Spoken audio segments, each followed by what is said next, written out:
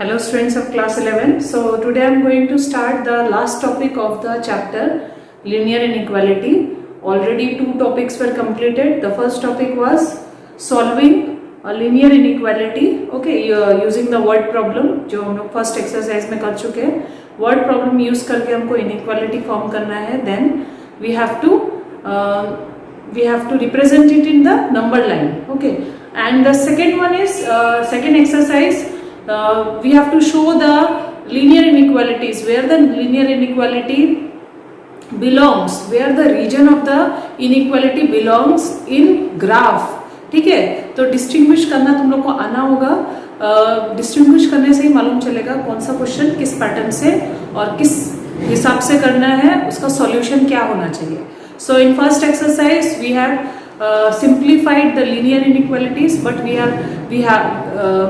have represented that inequalities on a number line. But in second exercise we have represented the linear inequality in graph, in coordinate geometry, two-dimensional geometry. Okay, like this only. This third topic is what? Solution of system of linear inequalities in two variable. So like you have studied in class 10 pair of linear equation in two variable. Okay, there were two equations given and you have to find the solution first of all using any method, that is substitution, elimination. There are many methods. You can find the solution and you can represent it in a graph. So similarly here also in this topic also we have to solve the linear inequality. तो हमको क्या दिया रहेगा? Linear inequality दिया रहेगा. System क्यों बोला जा रहा है? सिस्टम इसीलिए बोला जा रहा है क्योंकि यहाँ पे दो या दो से ज्यादा लीनियर इनइक्वालिटी दिया होगा. उसका हमको इंडिविजुअली हर एक लीनियर इनइक्वालिटी का हमको सॉल्यूशन फाइंड करना है. देन इसको ग्राफ में हम लोग को शो करना है वो रीजन कहाँ एग्जिस्ट करता है. तो जैसा लास्ट जो लेक्चर था मेरा, ठीक है, मैंने बहुत दिन पहले ही दिया था तुम लोग को. तो वो लेक्चर में मैंने तुम लोग को ये बता दिया था कि एक लीनियर इनइक्वालिटी अगर दिया होगा तो हम लोग उसको ग्राफ में किस तरह से रिप्रेजेंट कर सकते हैं. तो आज मैं सबसे पहले स्टार्ट करूंगी विद टू लीनियर इनइक्वालिटीज. तो पहले दो लीनियर इनइक्वालिटीज से मैं स्टार्ट कर रही हूँ. दो लीनियर इनइक्वालिटी अगर दिया है तो वो रीजन किस तरह से एग्जिस्ट करेगा, कहाँ पे उसको किस तरह से ड्रॉ करेंगे हम लोग. तो मैं उसको करने के लिए जो थर्ड एक्सरसाइज है 6.3 उसका question number 1, that is x greater than और equal to 3, y greater than और इक्वल टू 2, उसको मैं प्लॉट करूंगी. ठीक है, तो इसको करते हैं हम लोग.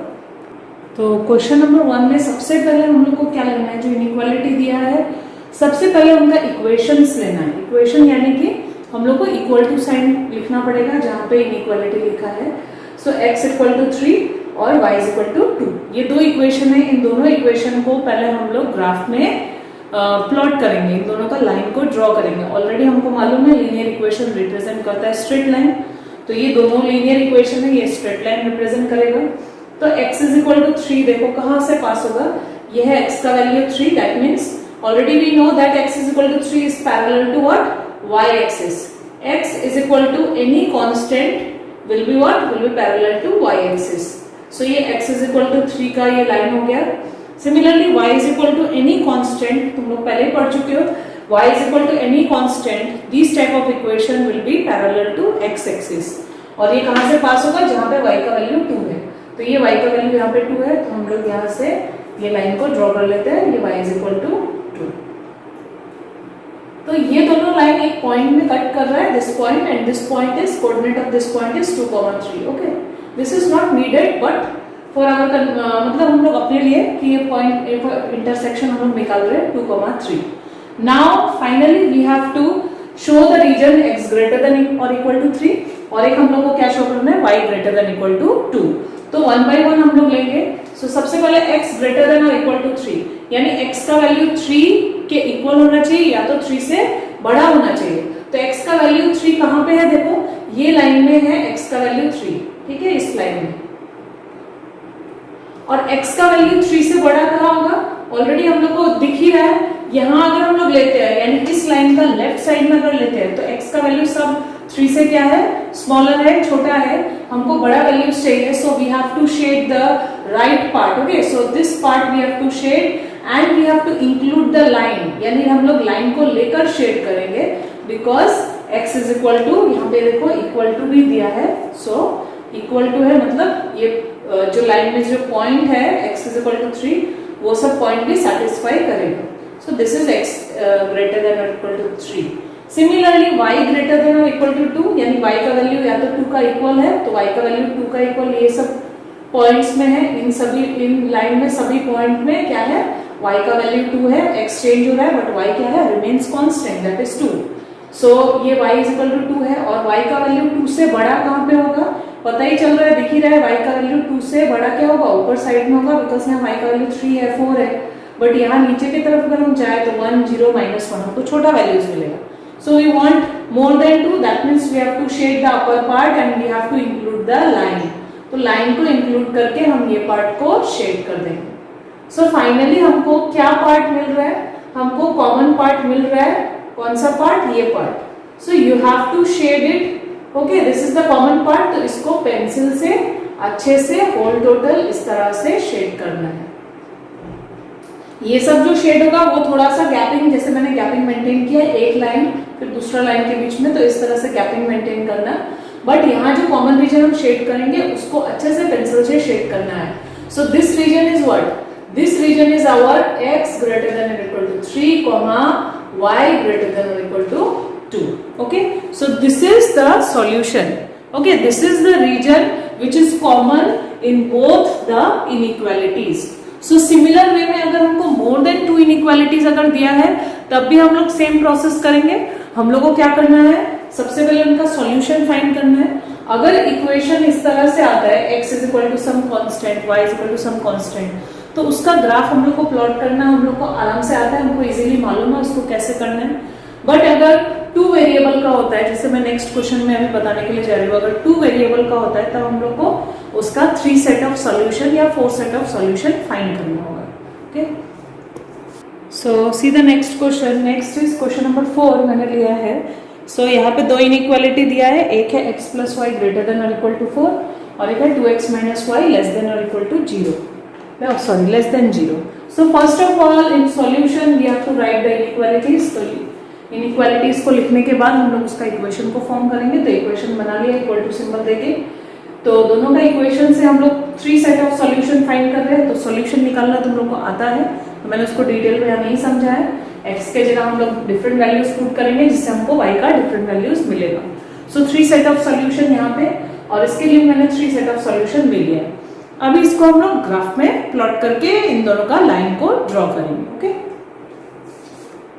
सो ये मैंने ड्रॉ कर लिया है दोनों इक्वेशन का लाइन. ठीक है, दोनों इक्वेशन का लाइन मैंने ड्रॉ कर लिया है यूजिंग द सेट ऑफ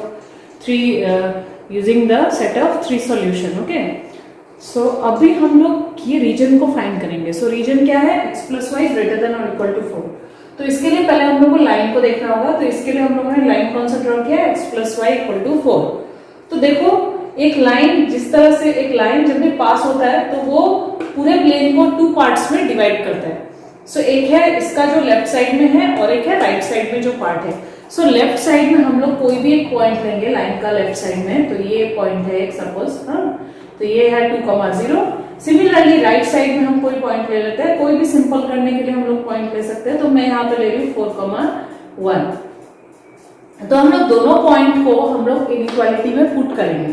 तो सबसे पहले मैं पुट कर रही हूँ 2,0. 2,0 पुट करेंगे तो क्या आ रहा है, देखो 2 प्लस 0 ग्रेटर देन और इक्वल टू 4, यानी 2 ग्रेटर देन और इक्वल टू 4, जो कि इनवैलिड है हम लोग बोल सकते हैं, क्योंकि 2 कभी भी 4 से बड़ा हो ही नहीं सकता है और उसके इक्वल भी नहीं हो सकता है.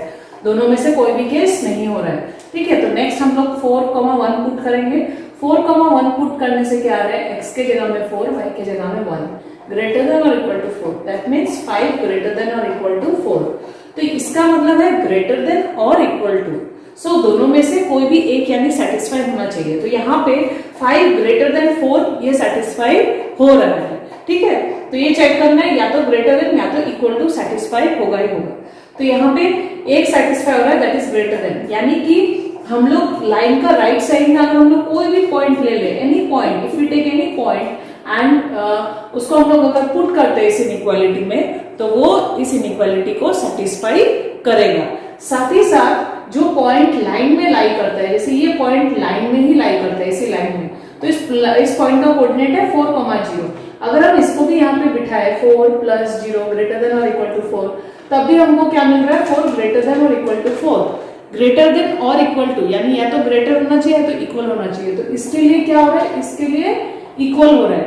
दैट मीन्स जो भी पॉइंट्स लाइन का राइट साइड में है, इस लाइन का राइट साइड में जो भी पॉइंट्स है वो पॉइंट तो इस इनइक्वालिटी को सेटिस्फाई कर ही रहा है, साथ ही साथ लाइन में जो पॉइंट्स है वो पॉइंट्स को भी यहाँ पुट करने से वो सेटिस्फाई हो रहा है।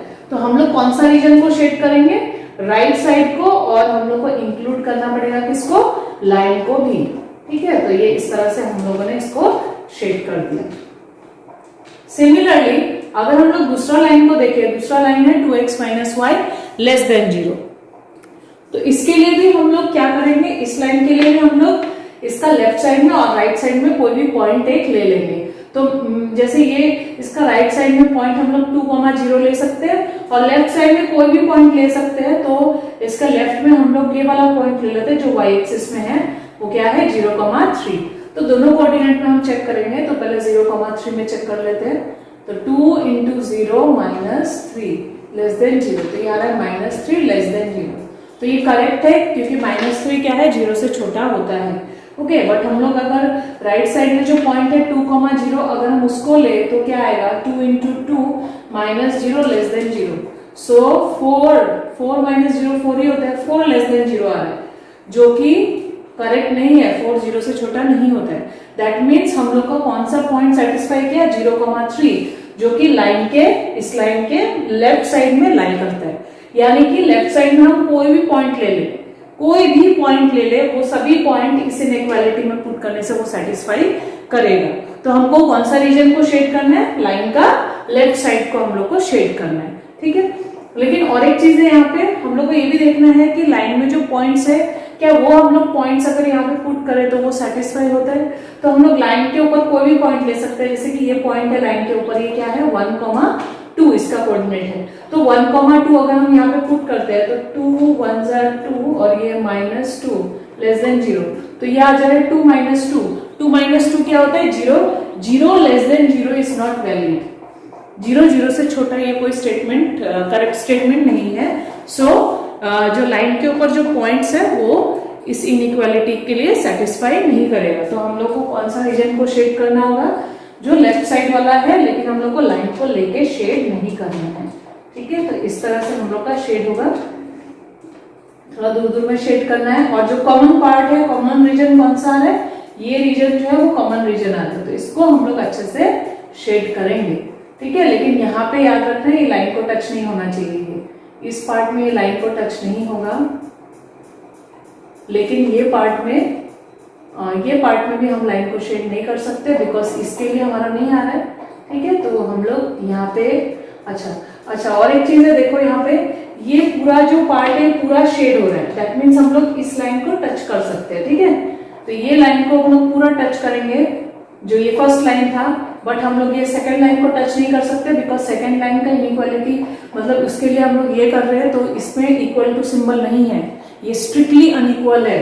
तो हम लोग को इसको यहाँ तक करके शेड करना होगा। इसको हम लोग पूरा ले सकते हैं ये पार्ट को, but we can not take this part. Okay, so इस तरह से शेड करना है।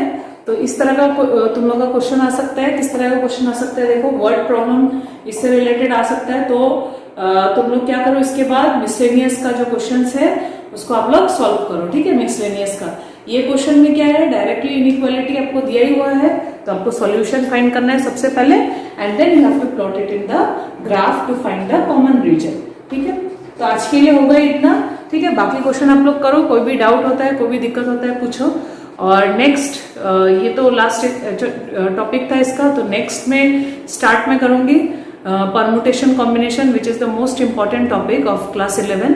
ठीक है, तो इतना अच्छे से पढ़ो पहले, और सेल्फ प्रैक्टिस, मैं बार बार बोल रही हूँ प्रैक्टिस बहुत जरूरी है मैथ्स के लिए। So try to do more and more practice. Okay, practice में बहुत टाइम देना है आप लोग को मैथ्स के लिए, नहीं तो आगे जाके फिर आप लोग को प्रॉब्लम फेस करना पड़ेगा। Okay, thank you then.